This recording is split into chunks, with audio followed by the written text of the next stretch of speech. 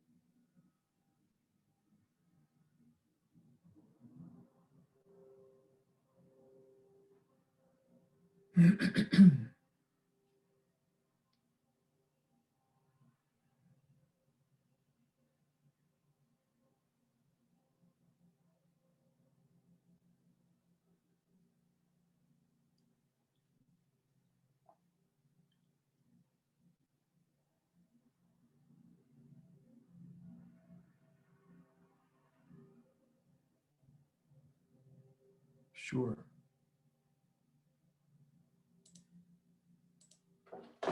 Shall we start? Let's start. Hi, good afternoon, or whatever time it is, wherever you are. My name is Jonathan Glassman. I am the director of the Nicholas Chabraya Center for Historical Studies at Northwestern University. And we are co-sponsoring this event along with Northwestern University's Holocaust Education Center. In a minute, I'm going to hand things over to the director of the Holocaust Education Center, Sarah Cushman, who will introduce our speaker, Professor McGlothlin. Just want to welcome you on behalf of the center. This is one of a series of public events that the Chabraya Center hosts each year. Usually our public events are accompanied by food and good fellowship. This year, obviously, our events are taking a somewhat different form. I hope we'll be able to retain at least some of the fellowship. This is the last of this quarter's events. Our roster for the coming quarters was actually set before the pandemic set in. But we're now in the process of renegotiating those events to fit the current conditions. So I can tell you what we hope to have planned in the next couple quarters, but things might change a little. So please keep your eye out for announcements. Today's talk with Professor McGlothlin promises to be unusual compared to our usual offerings, but I suspect it's going to be especially well suited to watching on a good computer screen. Before I hand over to Sarah Cushman, who's going to introduce Professor McGlothlin, I just want to give a shout out to the Assistant Director of the Chabraya Center, Elspeta Filipitu, and to the Chabraya Center's Graduate Fellow in Digital Media, Gil Engelstein. Both of them have done sterling duty in coordinating this event and making it possible on this Zoom platform. So that's all I have to say. Sarah? Thank you, Jonathan. Good afternoon, everyone. Welcome from various places around the world. I saw quickly as people were checking in from, I think, Pretoria, Maine, California. So welcome, everyone. My name is Sarah Cushman. I'm the director of the Holocaust Educational Foundation of Northwestern University. Our mission is to advance Holocaust education at the university level across the country and around the world. On behalf of our advisory board and academic council, welcome to our annual fall lecture held in cooperation with the Chabraya Center for Historical Studies. I extend a big thank you to the Chabraya Center for this partnership, including Director Jonathan Glassman, Assistant Director Elżbieta Feller-Pitu for her tireless help in bringing this event together, and to technology intern and graduate student Gil Engelstein for his outstanding technical support. I also extend deep appreciation to Lexi Gore, our program and events coordinator, and Etta Uka, our graduate student assistant. Without them, HEF-NU could not function. I want also to extend a thank you to the organizations and individuals who contribute financially to our mission. We're grateful to them all. And finally, a thank you to all of you for being here today and choosing to spend your time with us, focusing on a topic that's challenging to say the least. We're certain that you will learn something, and in the learning, find your time with us well spent. Before I introduce our speaker, I would like to call your attention to a few things. Every 2 years, HEF-NU, in partnership with Northwestern University Press, publishes a collected volume of essays emanating from our biennial Lessons and Legacies Conference. The most recent volume dropped on October 15th, and we will be hosting a book launch on Wednesday, 16th December at noon, that's Central Time. Please see our website for registration information. The volume is titled The Holocaust in the 21st Century, Relevance and Challenges in the Digital Age. The book launch will feature a roundtable discussion with co-editors Tim Cole and Simone Gigliotti, and contributors Ann Knowles and Sharon Oster. We very much welcome your attendance at that event in just about a month. As many of you know, we met to hold our Lessons and Legacies conference less than 2 weeks ago in Ottawa, Canada. Due to the pandemic, we postponed the conference in its entirety until next November. In the meanwhile, we created a conference preview webpage. We invite you to peruse the conference panels, workshops, and seminars on our website. And while I'm speaking about the website, I'm proud to announce that we recently revamped the entire site and invite you to explore our programs and events at hef.northwestern.edu. You will also find information about how to support our mission there. Now to today's event, Claude Lanzmann's Shoah and its Outtakes, the ethics of perpetrator representation, and our speaker, Erin McGlothlin. Claude Lanzmann's Shoah is a giant film. It's very long for one thing, 9.5 hours, and it is an important film with regard to film generally, but also to Holocaust films specifically. It has encouraged a proliferation of scholarship focused on the film itself, but also scholarship about testimony and witnessing, and about Holocaust representation and memory. Until recently, scholars had settled on Shoah's place in the scholarship and settled on Lanzmann's place as a filmmaker. Preservation of and access to hundreds of hours of outtakes has disturbed the ground. McGlothlin's recent book, co-edited with Brad Prager and Markus Zisselsberger, The Construction of Testimony, Claude Lanzmann's Shoah and its Outtakes, published within the last few months, takes a first go at navigating this changed landscape. It's a fantastic collection of scholarship, which puts the film in discussion with the hundreds of hours of material not included. And it also reassesses the film, Lanzmann's roles in film and its production, and previous scholarship. I encourage everyone to watch Shoah again, or for the first time, but to do so after reading this critical collection. It is truly my pleasure to introduce Erin McGlothlin. Her piece in the new collection centers on outtakes related to a particular perpetrator. I won't go into that here. What I do want to say is that McGlothlin's essay is a pivotal contribution to the collection. In it, she looks anew at her own scholarship about Shoah and about Lanzmann as both character and author.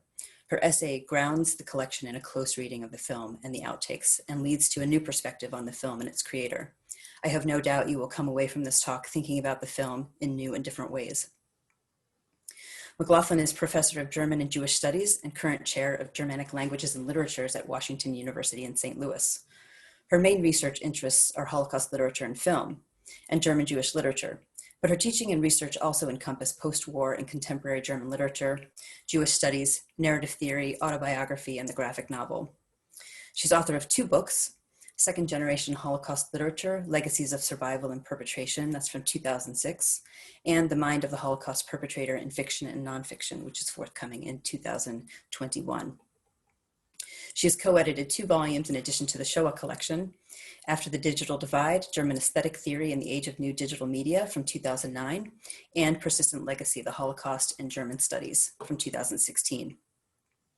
She has also received numerous prestigious grants and appointments, including from the U.S. Holocaust Memorial Museum, Fulbright, the Day, and she serves both her university and the field in a variety of ways. Finally, McGlothlin has been involved with HEF-NU since long before I came aboard as director. She's a regular participant in our conferences, serves on our academic council, and teaches regularly at the Summer Institute. She and her university hosted the last regular Lessons and Legacies conference in 2018. With the support of an HEF-NU teaching grant, she created, with a colleague at Washington University, a year-long first-year seminar on the Holocaust that culminates in a study trip to Holocaust-related sites in Germany, Poland, and Lithuania. Please join me in welcoming Erin McGlothlin. Okay, let me do all the things I have to do here. First, I need to share my screen. Okay, that's done. Hold on just a moment, please. Okay, thank you very much, Sarah, and thank you to the Holocaust Educational Foundation at Northwestern University. Thank you, Elżbieta Furler-Pituch and Jonathan Glassman from the Treblinka Center for Historical Studies, and thank you to Gil Engelstein and Lexi Gore. I'm really excited to be here, and it was really fun for me to see the chat or the question and answer function with all the people and the places that you're all coming from. Some of you I know, some of you I know only through your work, and I'm looking forward to perhaps engaging with the others that I don't know. So the title of my talk is Claude Lanzmann's Shoah and its Outtakes, the Ethics of Perpetrator Representation. On July 5th, 2018, French documentary filmmaker Claude Lanzmann died at the age of 92. He left behind an unparalleled oeuvre of films, the most celebrated of which is his 1985 masterwork, Shoah, which painstakingly reconstructs the immense and complex history of the Holocaust through the contemporary testimony of eyewitnesses. With a running time of 9.5 hours in its theatrical release, Shoah juxtaposes Lanzmann's own filmed interviews with dozens of Holocaust survivors, bystanders, perpetrators, and other witnesses, alongside long sequences of present-day footage of locations in which the genocide formerly took place. While Lanzmann is best known for the singular achievement that constitutes Shoah, his opus also contains a number of other documentaries about the Holocaust, including A Visitor from the Living from 1999, Sobibor, October 4th, 1943, 4 p.m. From 2001, The Karski Report from 2010, and The Last of the Unjust from 2013. Lanzmann's last film, The Four Sisters, premiered the day before his death. All of Lanzmann's documentary films about the Holocaust are based on a massive, historically singular archive of film footage that Lanzmann began creating in the early 1970s for Shoah. Far and away the largest part of the archive comprises footage of the astonishing interviews Lanzmann conducted in more than half a dozen languages in over 10 countries with many dozens of people, while a smaller but substantial portion of the archive contains location footage of former sites of mass murder. Filmed over the course of more than 10 years, this extensive collection contains over 230 hours of footage, yet only around 21 total hours appears in Lanzmann's films, meaning that over 200 hours of what film scholars refer to as outtakes were not released theatrically. In 1996, Lanzmann ceded control of these materials, which collectively weighed over 2 tons, to the United States Holocaust Memorial Museum, or the USHMM, which owns the Shoah archive jointly with Yad Vashem, the Israeli National Holocaust Museum and Research Institute. Since that time, the USHMM's Spielberg Film and Video Archive has worked tenaciously to preserve the thousands of film and audio reels, to convert them to a digital format, and to make them accessible online, not only to researchers and filmmakers, including Lanzmann himself, who utilized the USHMM's collection to make his post-Shoah Holocaust documentaries, but also to general members of the public. At this time, according to USHMM film archivist Lindsay Zarwell, around 98% of this extensive archive is fully restored, digitized, and made available for instant viewing on the USHMM's website. The Shoah collection of outtakes is a valuable resource for historians, since it is one of the earliest archives of film testimonies of the Holocaust, and moreover is of very high quality, as Lanzmann was a skillful and knowledgeable, if idiosyncratic and demanding, interviewer. It is also fascinating to scholars interested in the cinematic memory and representation of the Holocaust, for it provides a fascinating glimpse into Lanzmann's practice of filmmaking, which was single-mindedly dedicated to its goal of disclosing the traces of the Holocaust past as they persist in the memory of its eyewitnesses. In an attempt to jumpstart a scholarly conversation on this archive, Holocaust studies scholars Brad Prager, Markus Zisselsberger, and I convened 16 experts on Shoah and on Holocaust film to examine certain corners of it. Our collective examination of critical parts of the archive was published earlier this year, as Sarah said, as a construction of testimony, Claude Lanzmann's Shoah and its Outtakes. As the contributions to this volume explore, the Outtakes have the capacity to alter significantly the scholarly consensus on Lanzmann's methods.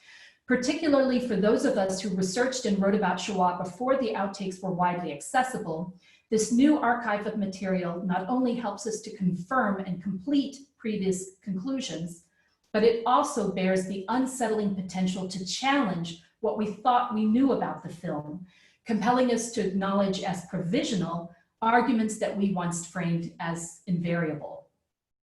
This is true of my own work on the film. As my presentation today will demonstrate, my encounter with the Outtakes has required me to engage in an exercise of reevaluation in which I am obliged to amend the conclusions I made in my prior research on Lanzmann's representation of the perpetrators in Shoah, particularly as they pertain to one of the film's central figures, the former SS guard at Treblinka, Franz Suchomel. Although I don't have time here to show extended clips of Lanzmann's interview with Suchomel in Shoah, I would like to briefly show the beginning of one of the most notorious scenes in the film, which features the former perpetrator performing the Treblinka Lied, the camp anthem that Treblinka prisoners were forced to sing daily.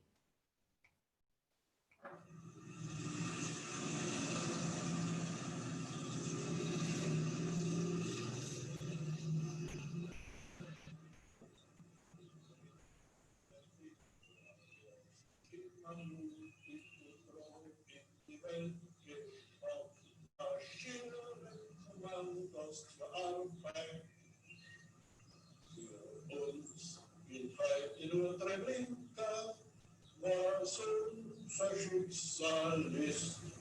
Drum haben wir uns auf Treblinka eingestellt in kurzer Frist.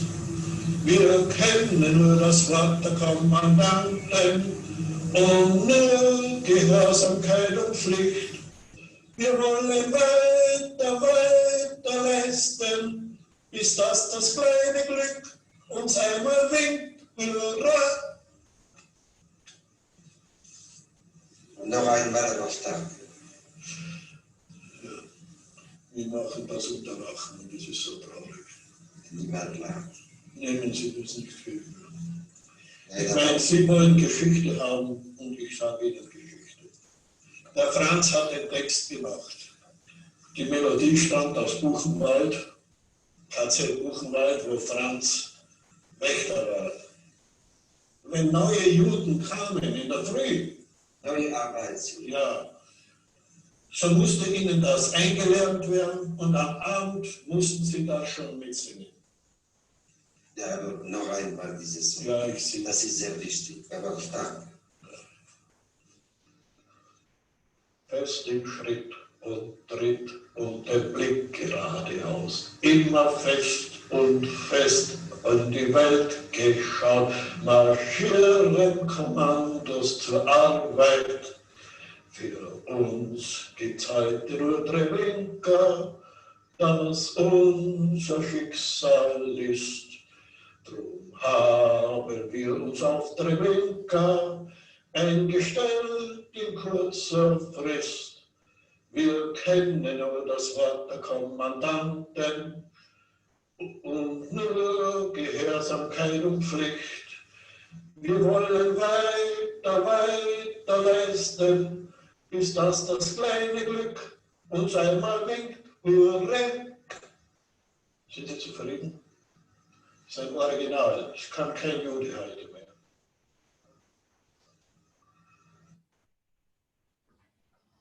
Of all the disquieting scenes of testimony that appear in the theatrical release of Shoah, the scenes with Franz Suchomel are arguably among the most difficult for the viewer to digest. Filmed with a hidden camera and organized into 5 separate sequences distributed throughout the film, Lanzmann's interview with Suchomel reveals in horrific detail the inner workings of Treblinka, the National Socialist killing center at which nearly 1 million Jews were murdered in a 15-month period. The scenes with Suchomel and Shoah are troubling above and beyond their historical value, however. They also give the viewer, a disturbing glimpse into the mind of a perpetrator who, though voluble about his participation in genocide, appears to be shockingly at ease with the ethical implications of his role in it. As the clip I showed demonstrates, Suchomel does not disavow knowledge of the Holocaust or deny his involvement in it, as do other perpetrators featured in the film. Rather, he appears strikingly unperturbed by the memory of his participation. The seemingly contradictory quality of Suchomel's testimony in Shoah, which is extraordinarily frank and at the same time morally obtuse, is made possible by Lanzmann's particular practice as both interviewer and filmmaker. As Shoshana Fellman, Sue Weiss, and others have argued, Lanzmann self-consciously stages the interviews in Shoah, deliberately constructing conditions in which the witnesses are provoked to reenact or reincarnate the past.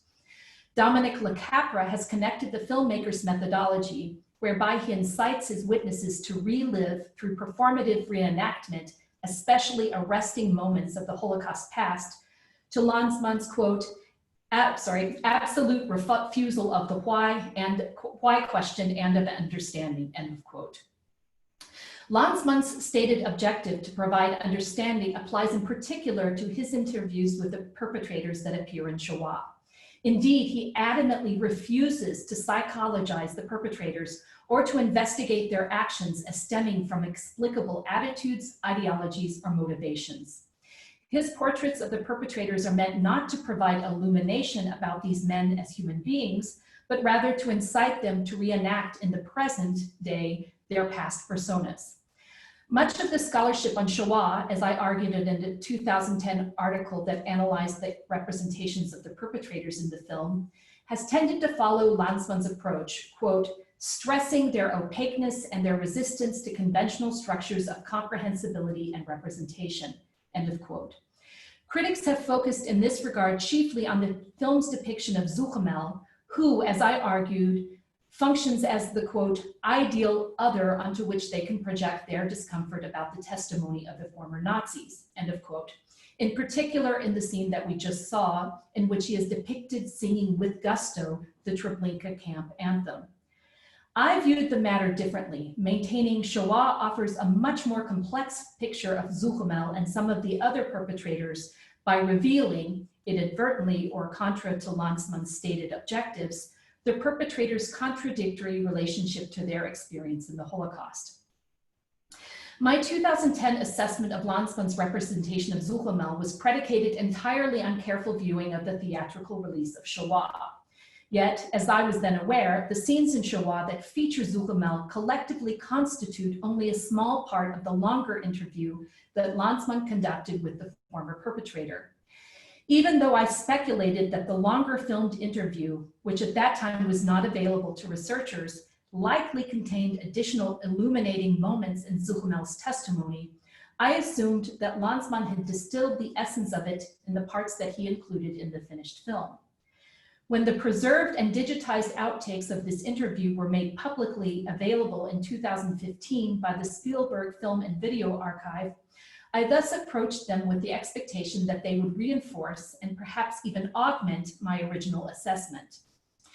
Instead of confirming the conclusions I had developed in my close study of the scenes in Shoah, however, my encounter with the recently restored footage of the entire interview calls into question the most basic premises I had assumed. Indeed, my examination of the outtakes required me to thoroughly reevaluate key aspects of the Suchomel scenes in the theatrical release of Shoah, and above all, to consider the ways in which they illuminate Lanzmann's deliberate, extensive, and artful post-production editing of the interview, and his deliberate shaping of Suchomel's ethical relationship to his past.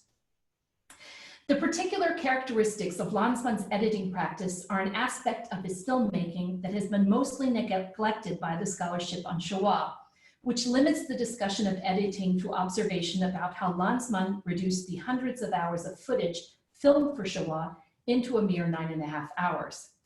Critics have tended to assume that those individual sequences themselves closely reflect the entire interviews from which they were culled. In this way, we have naturalized the film's presentation as an authentic and authoritative depiction of Lanzmann's encounter with the witnesses. Such a position is enabled by Lanzmann's public performance as both the director of and cinematic subject in Shoah, which encourages viewers and critics alike to conflate his function as filmmaker with his role as interviewer within the film. Indeed, Lanzmann himself claimed, quote, I inhabit Shoah, end of quote, a statement that erases the distinction between these two roles. Moreover, critics have largely accepted Lanzmann's explicit declarations of editorial transparency and his claim to have minimized post-production editing. As Lanzmann stated in a 2010 interview, quote, I absolutely refuse to add sound that had not been recorded at the same time as the image, so as not to introduce any doubt regarding the rapport of image to sound. There are ethics to filming and there are ethics in editing. Nowadays, there is absolute immorality when you see how an interview or a debate is made for television. The use of video cameras is in itself potentially a bearer of great changes, but when you use 4 or 5 cameras, it is the temporality of the spoken word that you kill. There is no continuity, there is contiguity, a series of appearances coordinated through various tricks, among others, continuity shots. This seems deeply immoral to me. It is the killing of time that is immoral. It is the loss of the relationship to the real word, sacrificing it for spectacular, complacent advantages. This is a misadventure that has happened to me often, to participate in a film debate and discover that after editing, everything has changed. The beginning is at the end, everything is chopped up, a meeting between two people is transformed into a series of appearances. That is the ethical crime, end of quote. Lanzmann indicates here that in the process of making Shoah, he avoided what are broadly considered standard editing conventions in fiction as well as nonfiction film. However, as will become clear in the following review of the Suchomel Outtakes, he, along with his editing team, violated in a number of ways and to a significant degree his stated code of editorial ethics in the post-production editing of the Suchomel interview for Shoah. By adopting Lanzmann's own characterization of his process in our assessment of the interviews in Shoah, and by neglecting to attend to the post-production mechanisms of shaping them, we critics have thus made one of the gravest mistakes an interpreter of a cultural text, especially a nonfiction film, can make. We have assumed that what we see on screen closely corresponds to and reflects off-screen reality. While we have been attentive to the ways in which Lanzmann manipulated the content and staging of the interviews through his method of provoking traumatic reenactment and his careful composition of the mise-en-scène, we have failed to acknowledge fully the artistic, technical, and material post-production strategies employed to further construct these scenes. In particular, we have neglected to consider the ways in which Lanzmann's team may have constructed a version of the interview for Shoah that is incongruent with or even misrepresents aspects of the raw footage of his full conversation with Suchomel. My discussion here aims to correct this oversight by focusing both on the aspects of the Suchomel interview that Lanzmann incorporated into his film and on important elements in the interview that he left to languish in the outtakes.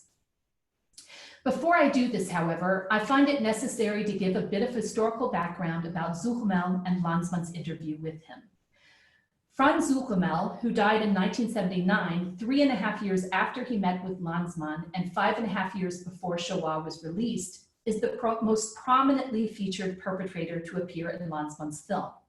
However, although arraigned and sentenced in West Germany during the first Treblinka trial in the mid-1960s, he has not been considered a major perpetrator by either the German courts or historians of the Holocaust. Born in Bohemia in 1907 and trained as a tailor, Suchomel was a member of the pro-Nazi Sudeten-German Party until the Sudetenland was incorporated into the Third Reich in 1938.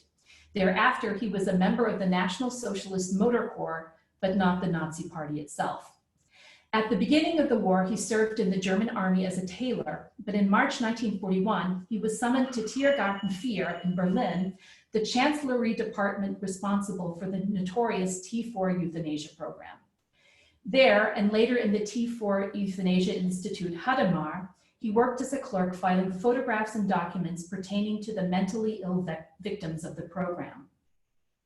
In July 1942, almost a year after the euthanasia program had been nominally halted in late summer 1941 due to pressure from the German public, Suchomel, along with other T4 personnel from the 6 German euthanasia centers, was put into service in the Aktion Reinhard extermination program, which undertook the murder of 1.7 million Jews at the 3 killing centers Belzec, Sobibor, and Treblinka, all of which became operational in the spring and summer of 1942.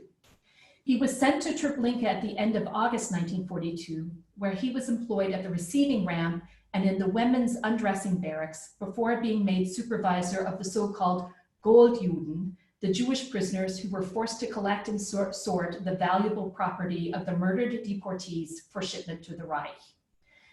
Suchomel was among the lower-level SS personnel at the camp. Moreover, while he was known to have exercised violence toward the deportees at Treblinka, he was also characterized as much less brutal than some of the other SS and Ukrainian auxiliary guards. At the end of October 1943, a couple of months after the Treblinka revolt and shortly after the Sobibor uprising, he was posted briefly at Sobibor.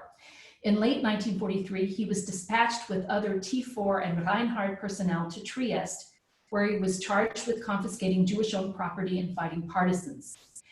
After the war, he was briefly held in a US prisoner of war camp. In 1949, he settled in Bavaria, where he was arrested in 1963. At the first Treblinka trial held in Düsseldorf in 1964 and 1965, Suchomel was convicted as an accessory to murder. He was sentenced to 6 years imprisonment, but was released in 1969. Lanzmann's interview with Franz Suchomel took place in March 1976 in a hotel in Braunau am Inn in Austria. It lasted just over 4.5 hours and was one of the first interviews that Lanzmann recorded for the Shoah project. It was also the first encounter that he shot clandestinely using a secret camera, a then brand new device known as the Peluche. Suchomel willingly agreed to the interview, believing that he was being audio taped, but not aware that he was being filmed. He further requested that his name not be revealed in the interview, a condition to which Lanzmann verbally agreed, but then violated with his inclusion of the interview and his naming of Suchomel's identity in Shoah. Lanzmann further implicated himself in this breach of the oral contract by including his promise to Suchomel in the finished film. Lanzmann's cinematographer, William Lubchansky, posed as the sound engineer for the ostensibly audio-taped interview, and by virtue of this stratagem was able to operate the secret camera from its hiding place in a leather bag. At the end of the interview, Lanzmann paid Suchomel for his account. The Peluche transmitted the interview to an antenna attached to a van outside the hotel. The black and white transmission was recorded by VCR, copied onto 16mm film and magnetic soundtrack, and then edited for inclusion into the film. When the outtakes of the interview arrived at the USHMM, they were thus recorded on separate audio and image tracks and had to be synchronized during the restoration and digitization process. As part of the institutional agreement with Lanzmann, the USHMM holds rights only to the visual footage that does not appear in Shoah. However, in the case of the Suchomel interview, the USHMM possesses the full unedited track of the interview, a fortuitous fact for me because it allowed me to examine the continuous sound version of Lanzmann's encounter with Suchomel.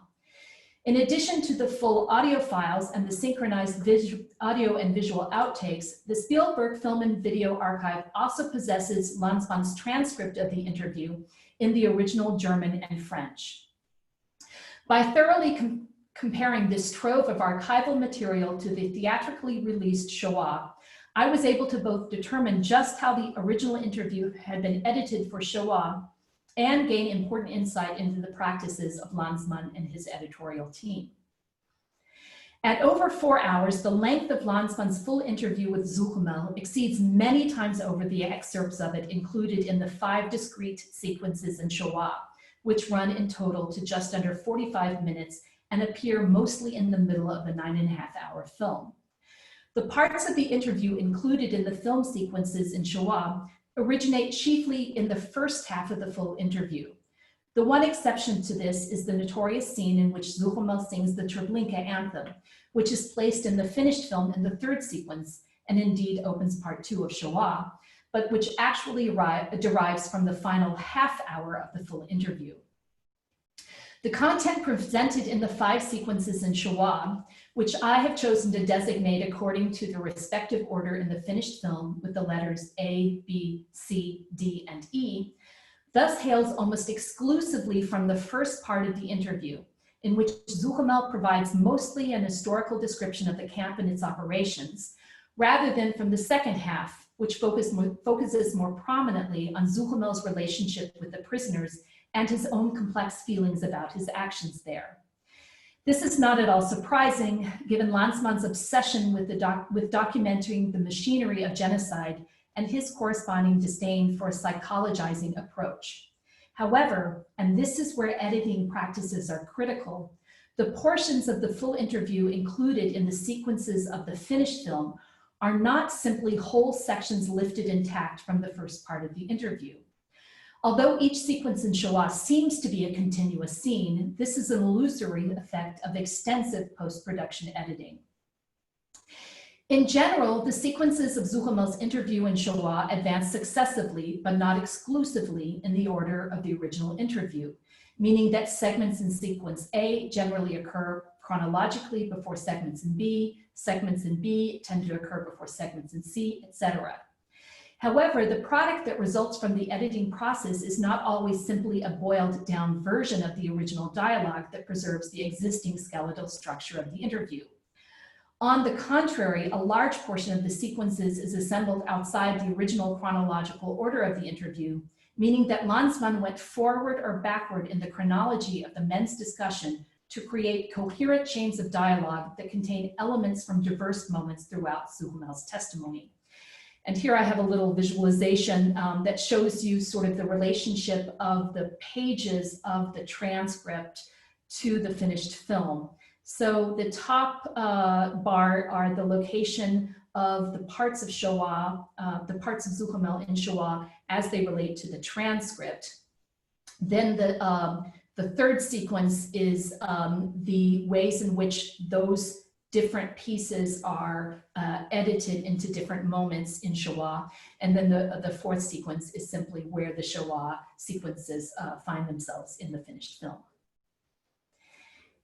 As I have discovered by first identifying each discrepancy between the finished film and the unedited audio track of the interview, and then by connecting each segment to the page number of the interview transcript to which it corresponds and to its original timestamp on the raw audio track, all of the sequences except B and E, the shortest of all sequences, exhibit significant chronological movement back and forth throughout the interview. Sequence C, in particular, jumps on a macro level from the last part of the interview to the first and then to the middle parts. So these are all the different cuts in sequence C of Shoah, or all the different segments. You can see that the page numbers of the interview start with 99, so that's later in the interview, come back to the beginning around 18, 19, 20, and then toward the end, go to the middle of the interview at pages 50. Or so. Further, there are many more instances on the micro level of jumps back and forth between parts of the interview that are just transcribed on a single page. And here I have pages from the transcript that I've worked through by listening to the audio track and comparing it to the film. The yellow highlighted text is text that makes it into the film. And my little red brackets and little numbering system is the way in which I try to reconstruct the order. So you can see these little brackets are sometimes just a few words. In fact, large parts of the sequences, particularly A and C, are a highly edited mishmash of small sections, discrete sentences, and even singular words that are edited together to create the semblance of a seamless developing discussion.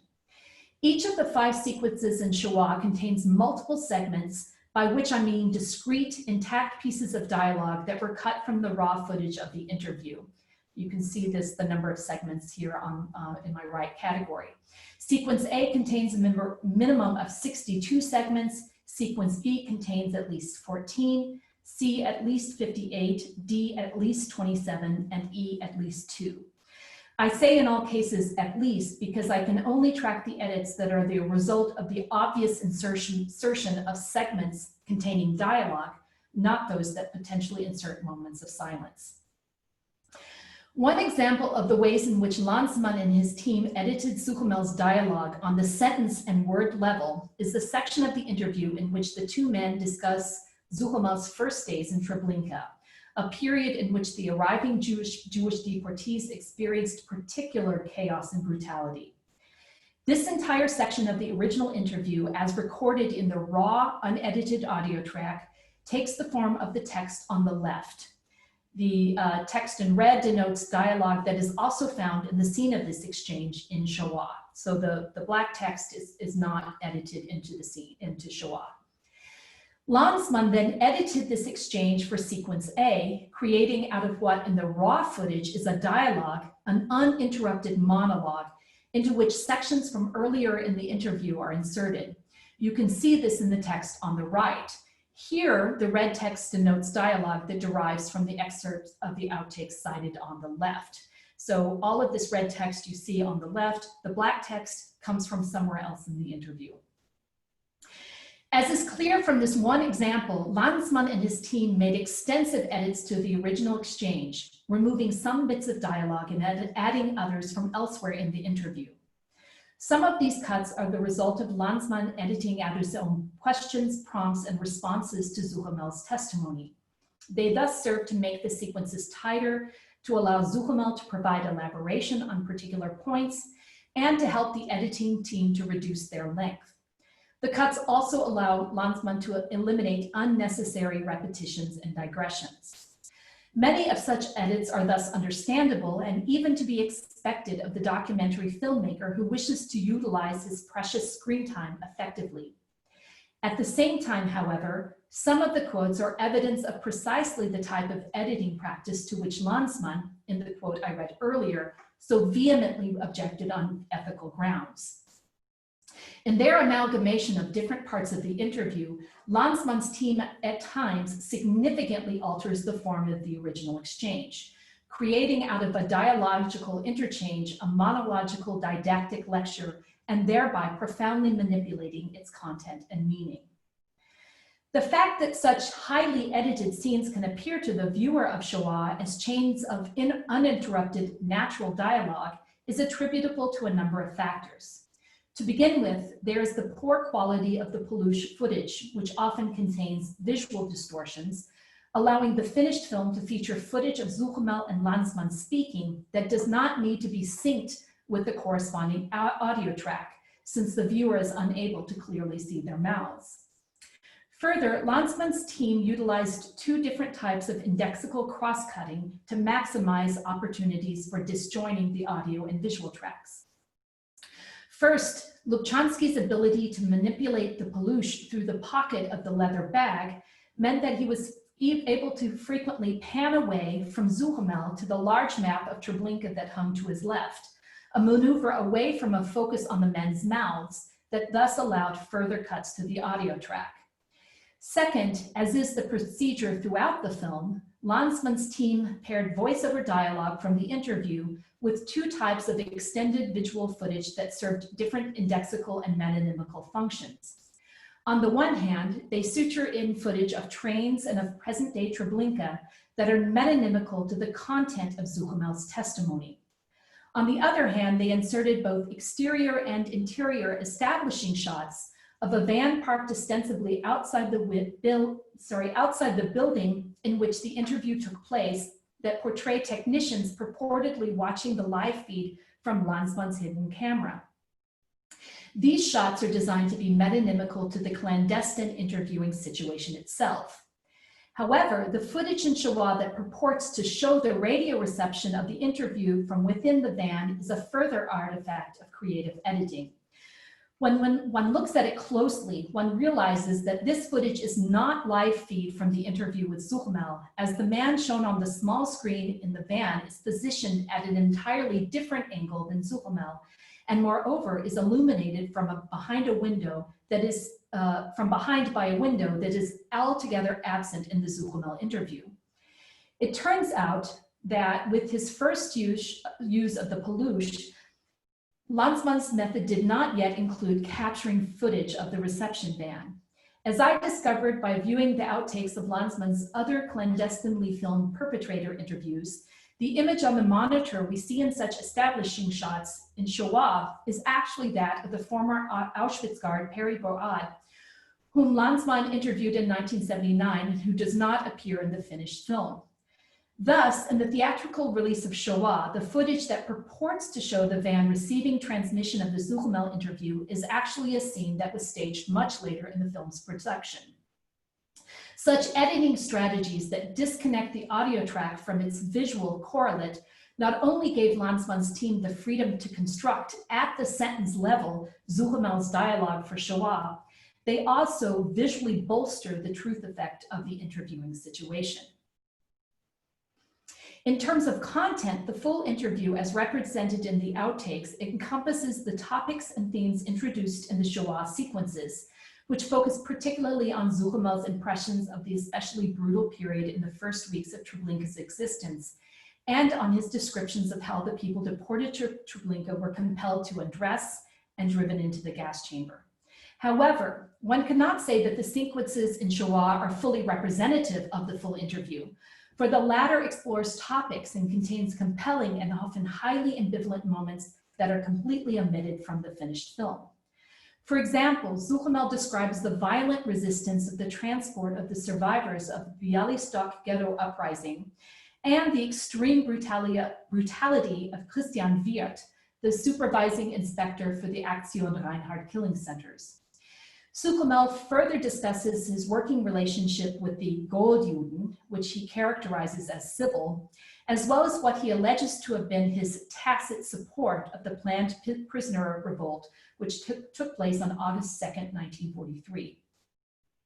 Moreover, in addition to singing the Treblinka anthem, he sings a Yiddish song and even tells Lanzmann a story he clearly intends to be humorous in a barely passable, heavily Germanized Yiddish, which he claims to have learned growing up among Jews in Bohemia and to have spoken with his Goldjuden.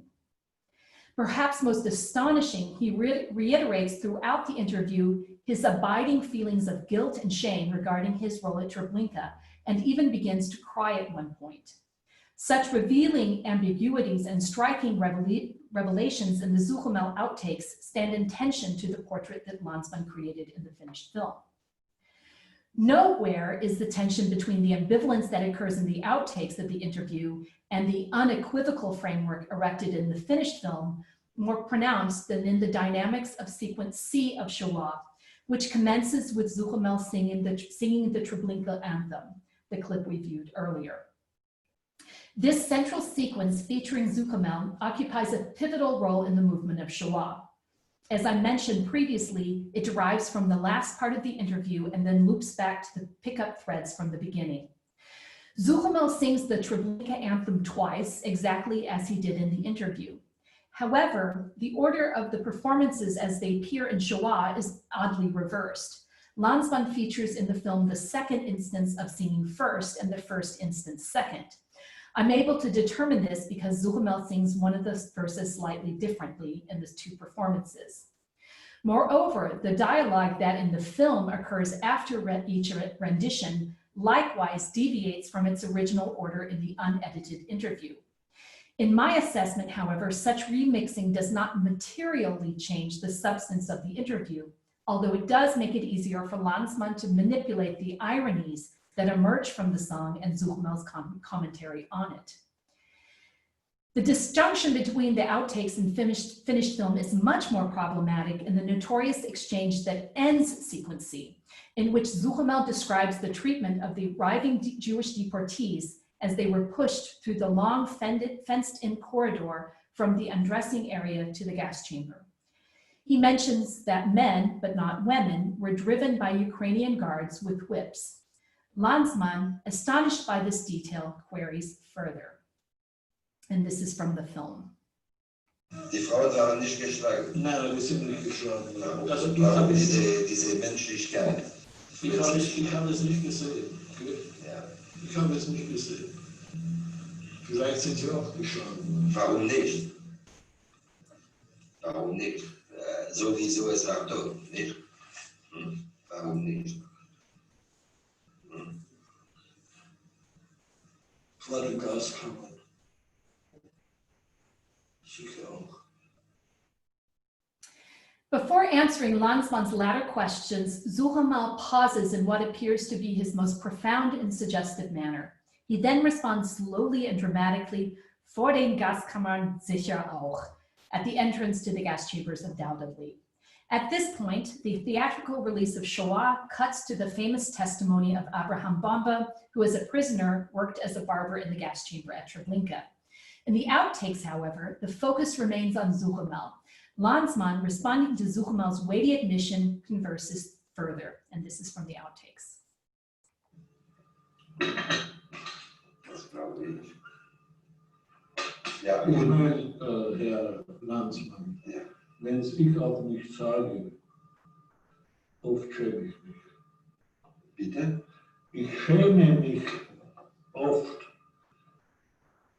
Aber alles, was Sie sich vorstellen können. Ja, ich bin sehr dankbar. Ich bin sehr dankbar. Und das ist wichtig für, das ist Geschichte. Ja, das ist Geschichte.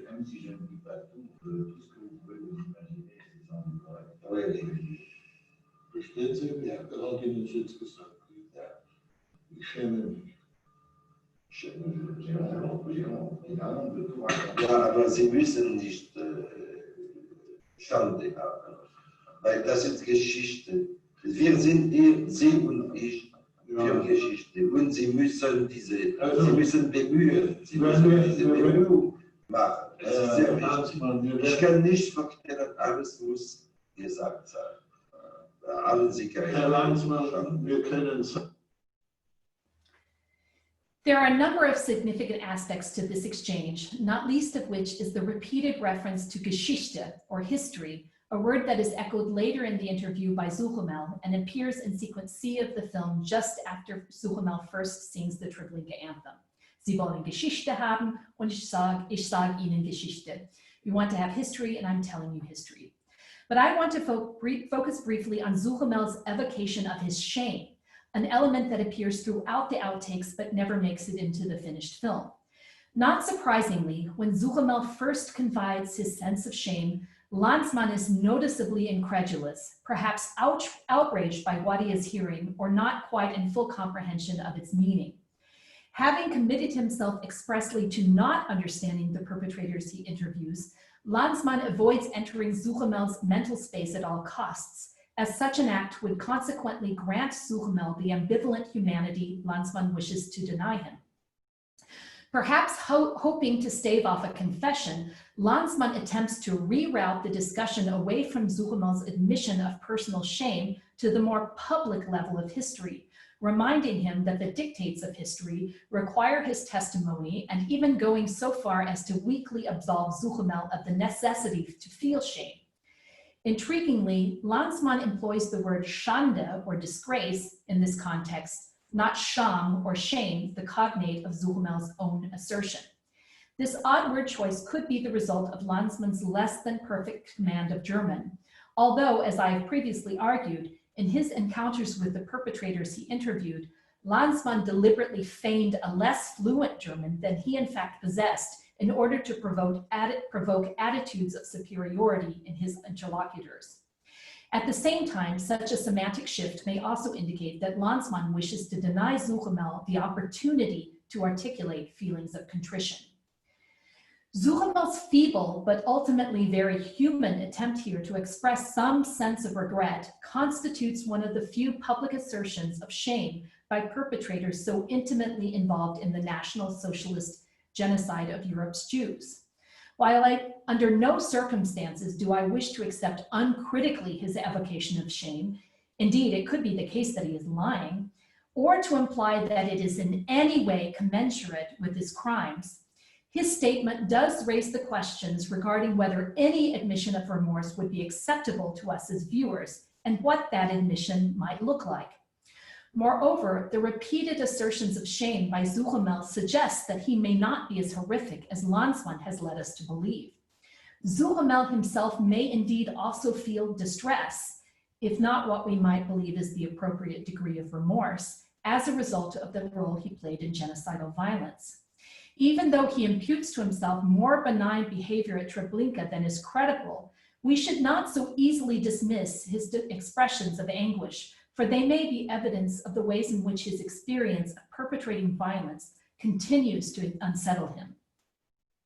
In an exchange that takes place in the original interviews, shortly after he sings the Treblinka anthem for the second time, Suchomel claims that he continues to be perturbed by his experience as a guard in the camp.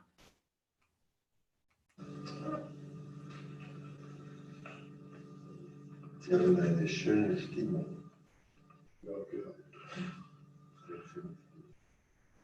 Nur die Juden haben das, diese Song. Nur die Juden, den Song, ja, aber wir können es weiter singen, dass der Treblinka unser Schicksal ist. Die Juden sind tot, aber wir leben. Mein Schicksal ist der Treblinka weiter. Kann man sie? Ich werde es nicht so bald abschütteln.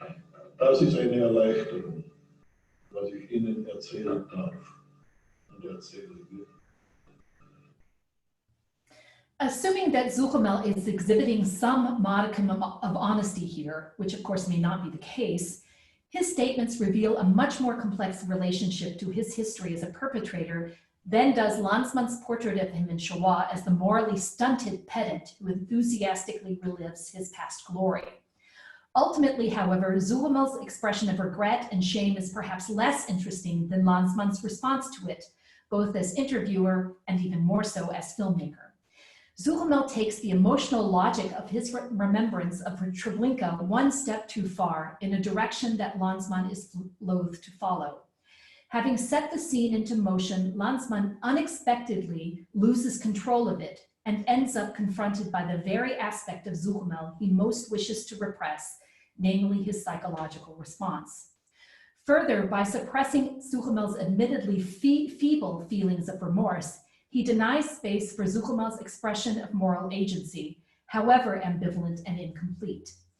In the end, however, both Lanzmann the interviewer and Lanzmann the filmmaker are able to reassert control.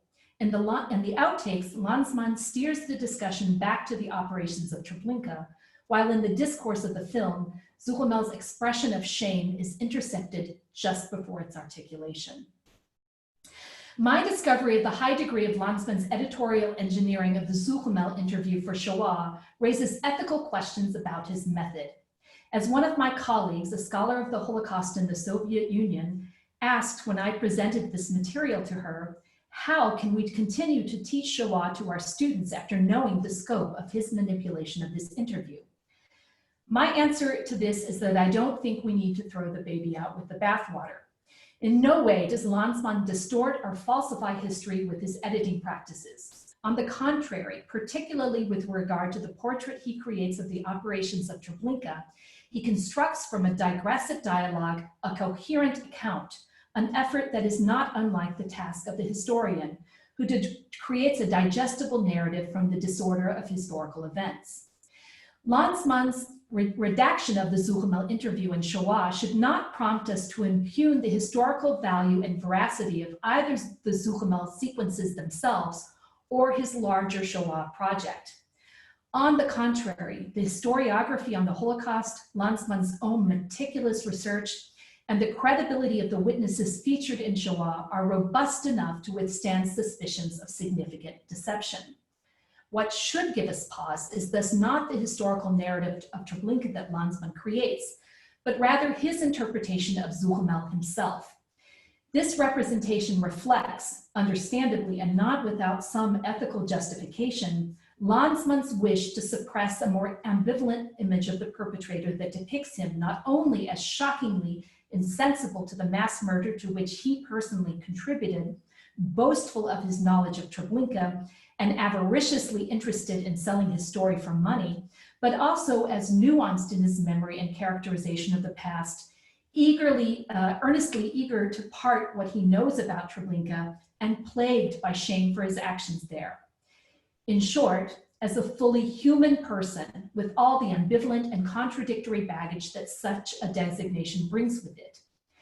I do not argue here that we should condemn Lanzmann for his portrait of Suchomel, since it, along with his entire Shoah project, was a monumental achievement that recovered narratives that would have otherwise been consigned to oblivion.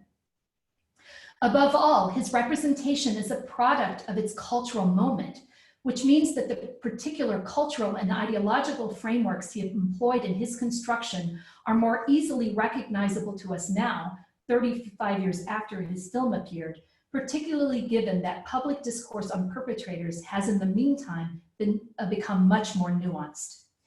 Finally, the revelation of Lanzmann's editorial intervention reminds us that we need to maintain the same sort of healthy skepticism with regard to the film and its filmmaker that we make toward any document or cultural text, asking not only what it gives us, but why it was made, and especially how and through what means it was constructed.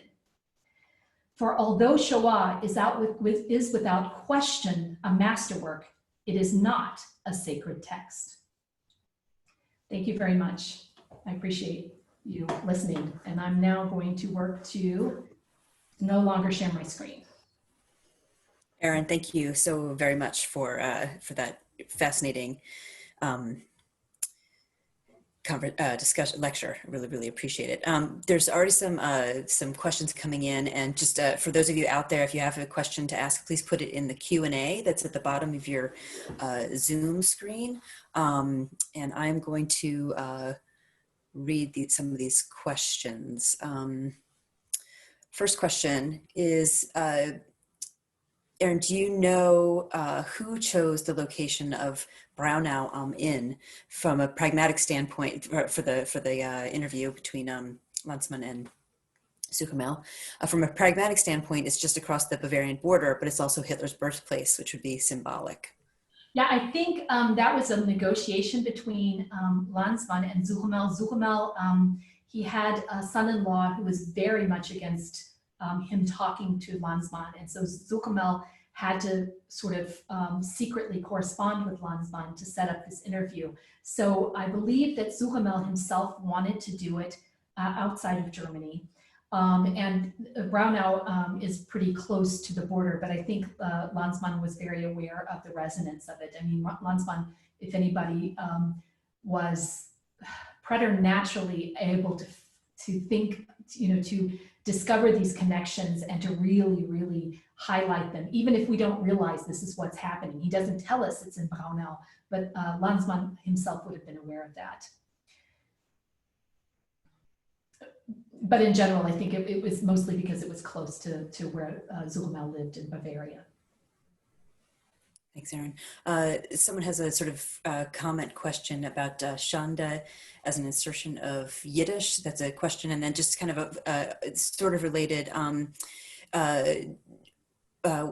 person has also interacted with the Outtakes for a book project, and was struck by the level and type of details that one's able to find in the Outtakes, specifically with respect to Suchomel. This person believes that part of the outtake finds that Suchomel attempting to negotiate for another session with Lanzmann for more money, and wonders if this offers us insights into Suchomel's admissions of shame.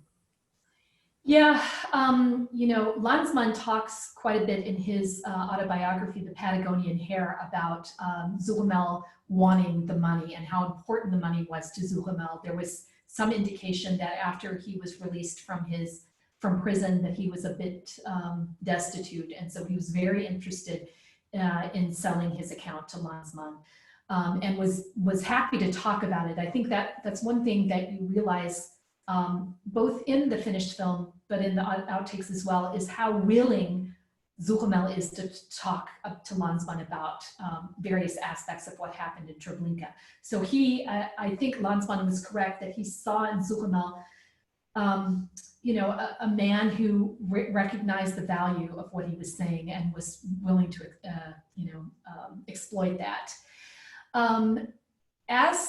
So there are interesting details. We find there are interactions between Lanzmann and his team there. There are all these sort of moments that kind of flesh out what's going on in the interview, and you really have to listen. You have to watch the outtakes that are digitized. Anybody can watch them, although they're not subtitled. I had to subtitle these, or had a student do it for me.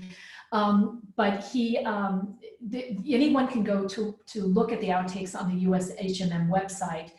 The transcript is also available, and there's a translation of the transcript, a fairly decent translation of the transcript into English. So almost anybody can go and look at these things.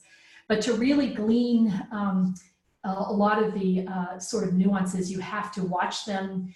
And if possible, it would be great to listen to this full audio tape, because you really kind of realize where these particularly pregnant moments in Shoah that are so famous to us and so astonishing, where they come from in the interview.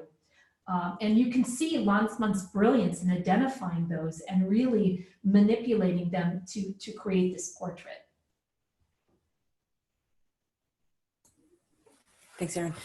You start to speak to this a little bit in this answer you just gave, but someone is wondering. First of all, says thank you for the excellent work and willingness to share it. But this person is someone who has taught the film, has not researched it, but in teaching it and viewing it, had come away with a view of Suchomel as less than monolithically evil, and wonders if that could have been a result of the discrepancies between the translated subtitles and the original spoken German. And this person also recalled a sense that from the film that Suchomel felt relief by having testified. Yeah, I think that was my assessment too in the article that I wrote before the outtakes, is actually that ambivalence is already there, and Lanzmann does build it in. I don't argue actually that Lanzmann creates such a monolithic portrait. I will say that if you look at the scholarship generally tends to, with some exceptions, the scholarship tends to kind of see in Suchomel that gleeful perpetrator. But I think you're right that the nuance is better picked up by people who understand German. It's really difficult to get that nuance from the subtitles in the film, which are in English are notoriously not good. They're at times false. They're incomplete. They miss some of the nuance, and I think if it's still unclear why, especially when Lanzmann reissued the film in its 25-year anniversary. It would have been really great to see new subtitles to the film. My colleague, Dorota Golowaska, who also contributed a chapter to our volume, she looks at the outtakes with the Polish eyewitnesses, and she is stunned by not only by the ways in which the interpreter gets the exchange wrong, or at least delivers a false picture to Lanzmann, but also the subtitles. So there's in those scenes, there's double distortion, and what we get out at the other end is often not at all what is there in the original language.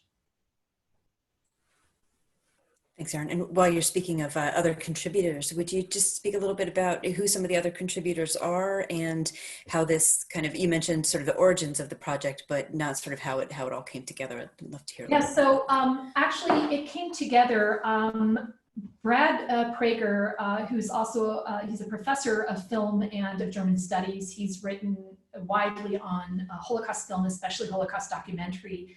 And he and I were part of a seminar at the USHMM several years ago. And while we were there, we met Markus Zisselsberger, who's also a Germanist, who was doing, who had a fellowship there and was doing research into the outtakes.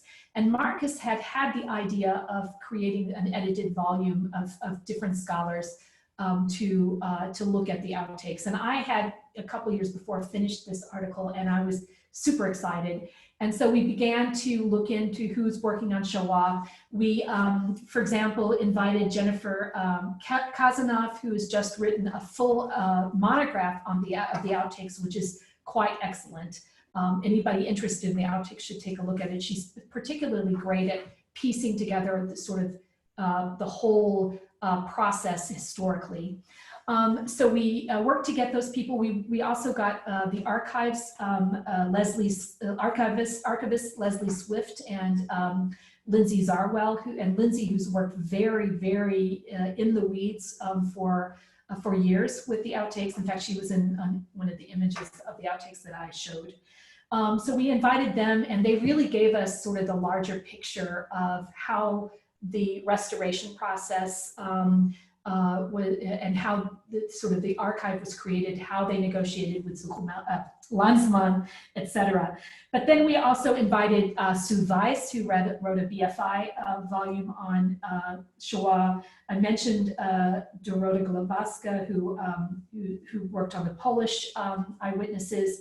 Noah Schenker, who works on, who wrote about Lanzmann's interview with Raul Hilberg. Gary Weissman, who looks at the Sobibor film and the use of Hebrew in it. Tobias Epprecht Hartmann, who looks at Lanzmann's film, The Last of the Unjust. And then two people who are really looking at the role of gender in these interviews with some of the female survivors that either don't make it in the film at all, or make it just barely into the film. And one of those, two of the contributions were by Deborati Sanyal and Markus Zisselsberger on sort of some of the gendered aspects of one of the most fascinating interviews, which is with Ruth Elias. Then Leah Wolfson from the USHMM wrote about song in Shoah and then the outtakes, and Regina Longo, who had been an archivist at the USHMM before leaving to get a PhD in film studies. She had met with Lanzmann, and so she writes about her encounters with Lanzmann. So it's sort of and we only were able to address particular corners of the outtakes. There are so many more unexplored areas. One thing that we weren't able to explore, in part because when we started working on this, they hadn't yet been restored, is the outtakes with the location footage, which I think would be fascinating, especially for a really true film scholar. I'm a wannabe film scholar to explore, because I think there's a lot going on there. But there are also a lot of other witnesses who never make it into the film, and their testimony is I think going to be quite valuable to historians and to film scholars. Thanks for that. You mentioned Sue Weiss, and she actually has a question here. So it didn't sort of follow up to the previous conversation, specifically about Suchomel and Lanzmann's editing. And she wonders, could the excision of Suchomel's words about shame be the result of Lanzmann's interpretation, following the analogy of the historian that you used? And so not a deception, but rather a deliberate choice. Yeah, I think it was a deliberate choice.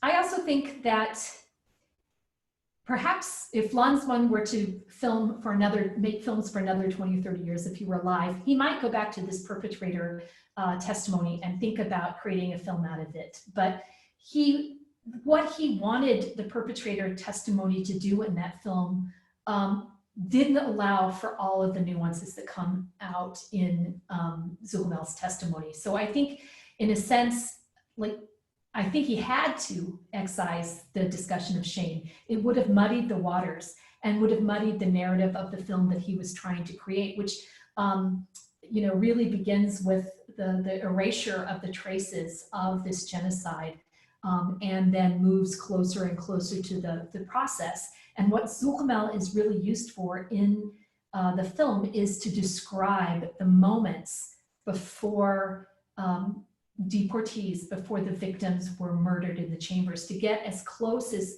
possible to that moment of death. And that's why he features Suchomel's testimony, and that's why he features Bomba's testimony, because he gets as close as he can.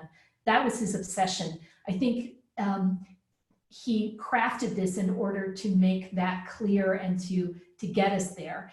All of the other stuff would have simply misdirected, and I don't think it would have been a good film. I mean, I actually admire Lanzmann for what he's doing. I don't even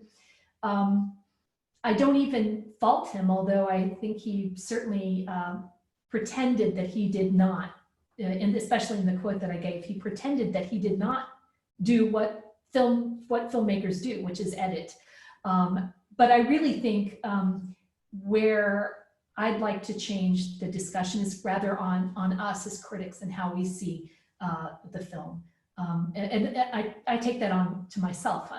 As I said, I'm rethinking my own perspective and revising it. Thanks, Erin. The next question is related to that sort of. So someone wants to know how you understand Lanzmann's strong statements in print about the ethics of documentary filmmaking and his own practices in light of the outtakes. Yeah, I mean, Lanzmann, he's a hard figure he's a hard nut to crack. And I really, I have sometimes trouble with the things that he says. I don't have as much trouble with the things he does in his films. I think he was brilliant. But there are moments where he has tried to monopolize the discourse on the Holocaust, sort of place himself as an expert that then shuts down discourse. And here I think he's trying to, I really don't know how to account for it, but because he and his chief editor, Ziva Postek, did all of this editing, you know, I don't know if he, in his, I can't say, it's hard for me to, I don't want to mind read him, but it could be that in his mind, he didn't manipulate because he believed that he was as close to some of these witnesses as possible. If you look at the Bomba interview, he's right there. He has little distance. And so in his own mind, he can think, I just presented the truth. I just presented what was, and downplayed the ways in which he did edit. In other instances, I mean, I think he wanted also to, Lindsay Zarwell and Leslie Swift talk about this a little bit in their contribution, and Regina Longo as well. They all have said, talked about the ways in which Lanzmann wanted to manipulate the archive once it was sold to the USHMM. He wanted to have control. He wanted control of his legacy. And I think maybe this was also one attempt to control the discussion on his film. Also related directly to Lanzmann, someone wonders if you could speak to Lanzmann's positioning of himself in relation to the audience. What, in your view, does Lanzmann want from us in terms of an identification with him? And how does he use our alignment with him to achieve his goals regarding Suchomel and other perpetrators? That's a good question. I think he both wants us, I mean, he is our avatar. He wants us to align with him. And then he does these things to push us away. And he deliberately, that's why I mentioned, I mean, this is in any discussion that, that you have about this interview in Shoah, you have to talk about the ways in which Lanzmann includes Suchomel's request not to name him, even though actually Suchomel names himself in the film, which is funny. But Suchomel specifically says, don't use my name. Lanzmann uses his name, but Lanzmann also shows him promising Suchomel not to use his name. So I think there are also moments where Lanzmann is kind of pushing us away through some of these moves, or at least showing us how to the extreme measures he is willing to take. For my students, that's the first thing they notice about this interview. They're pissed at Lanzmann for promising Suchomel that they wouldn't, and they can't get past that sometimes. And I agree, it's difficult. But I think that mitigates our identification with Lanzmann. Otherwise, I think it would be quite easy to sort of, well, I'm not sure actually, now that I think about it, because Lanzmann also pretends in some ways to be Suchomel's friend. At least Suchomel sees it that way in the outtakes. And in fact, Lanzmann describes in his autobiography that he took Suchomel to lunch in the middle of the interview, and his cinematographer, who was the son of Holocaust survivors, was incredibly upset about that, that Lanzmann was sort of pretending to be friendly and pretending to care about Suchomel. So there is a little craftiness there as well, and sometimes you can recognize it in the film, and I think that a little bit maybe distances us from Lanzmann. Thanks, Erin. I'm just noting that, so we're at about 2:22, and I think we have time for one question. There's a list of a lot of questions here. So I apologize that we're not going to get to all of them. But I think thank you everybody for your obvious interest in this topic. And we will end with this question. After noting that this is a brilliant and disturbing presentation, someone wants to know if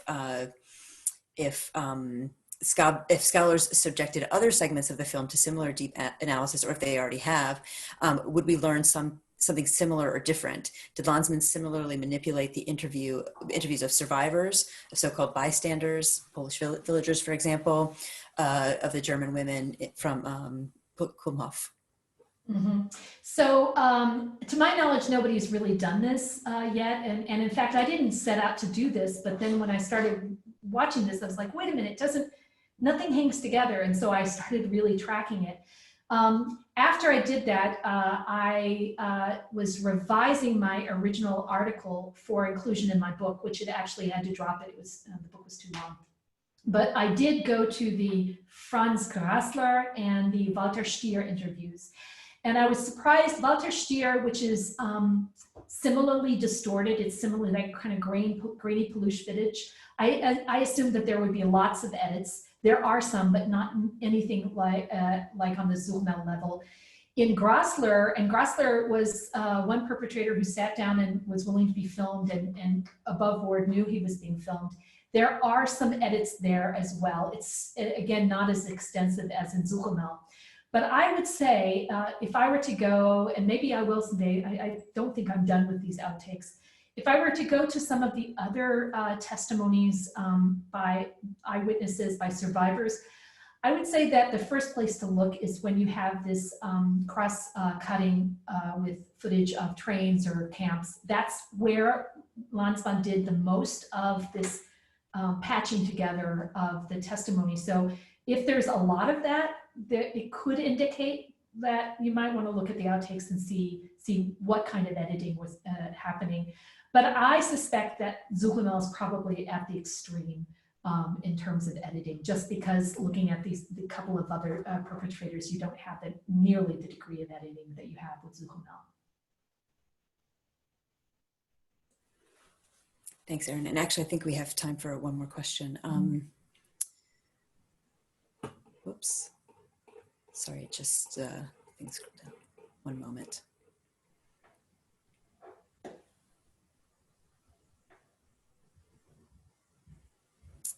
Someone wanted to pick up on your ending point that we have to think about Shoah as a constructed work of art rather than a straight documentary.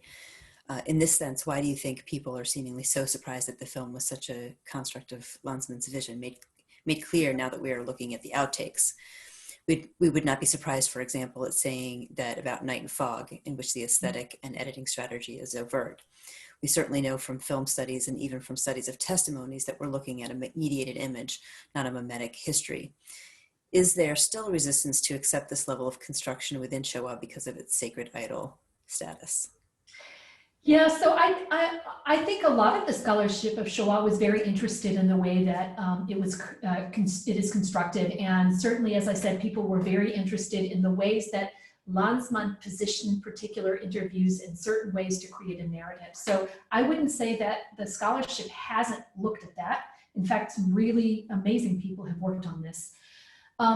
But of course, we could only see in the film what we could see. And sometimes we didn't see far enough. I mean, I didn't realize either. After I had written that entire article, I didn't realize that scene with the van is not of the Suchomel interview. It's sort of, it was in plain sight and we missed it. And so I think part of it is that there are so many things that are compelling about the film. So much to take in. It's 9.5 hours. I don't fault anybody for missing anything because there's so many things that people have really looked at a lot of important aspects.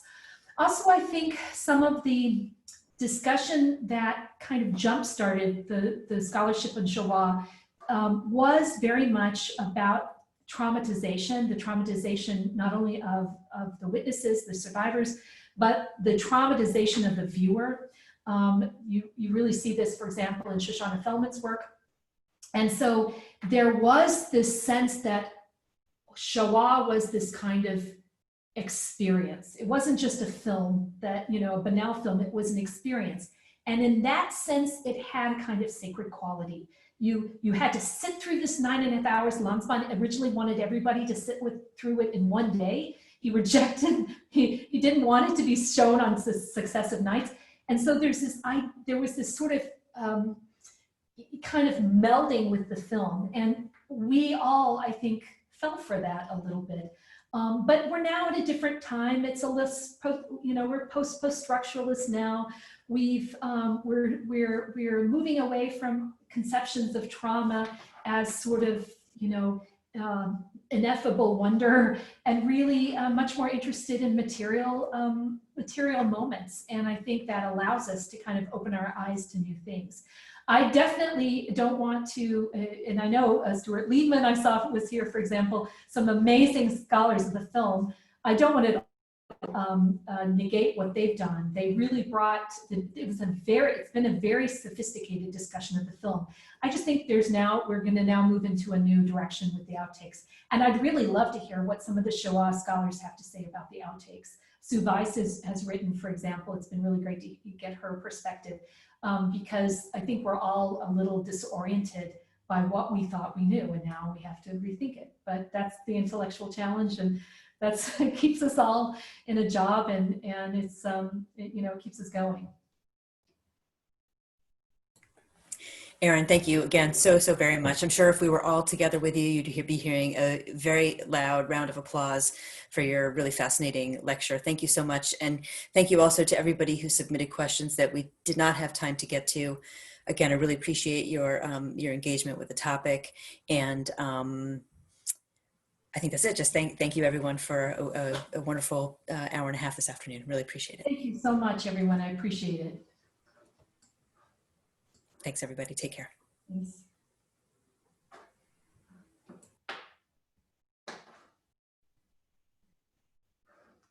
Sarah, I don't know if people have left yet. Sorry, I think there's still, still about 80. I'd love to read the questions. I don't know if Gil can save some of the questions and some of the stuff from the chat. I think the questions do get saved in the recording. Yes, we will have the recording of all the questions. And I believe the names are associated with the questions as well. So that's great. Well, okay. okay. To communicate with people. Yeah. So that was really wonderful. Thank you to everyone. Thank you, Gil. Thank you, Elzbieta, and thank you everyone who's still here and leaving. I appreciate you coming. Thank you. Lots of thanks. Thank you. Thanks for the interesting presentation. Yeah, lots of thanks in the chat and Q&A. Okay. All right. Take care. Thanks, Erin, so much. Take care. Thanks a lot. That was great. Thank you. Thank you. Bye. Bye.